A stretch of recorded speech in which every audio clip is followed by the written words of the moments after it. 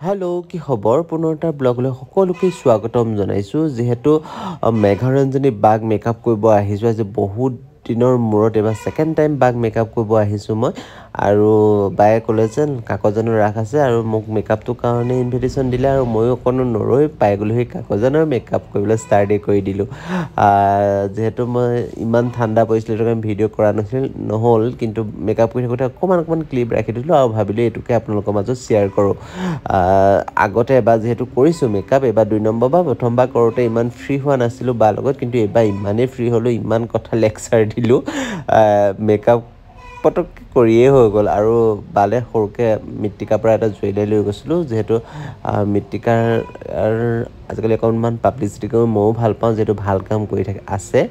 আৰু বাক hair style দিবলৈ খুব ভাল লাগে আৰু ফ্লেট হেয়াৰে কৰি দিওঁ প্ৰায় আৰু ধুনীয়াকৈ আজিও ফ্লেট হেয়াৰটো কৰি হেয়াৰ ষ্টাইলটো কমপ্লিট কৰিলোঁ আৰু এনেকুৱা লেকচাৰ দিলোঁ মানে ভিডিঅ' কৰিবলৈ সঁচাকৈ পাহৰি থাকিলোঁ জানেনে বহুত বিভিন্ন ধৰণৰ কথা পাতিলোঁ আজি 2 বছৰ মূৰত আকৌ লগ পাইছোঁ কিন্তু বা যেনেকুৱা হৈ আছে ইমান মৰম লগা এতিয়াও সেই মৰম লগা যেনেই হৈ আছে ইমান ধুনীয়া লাগে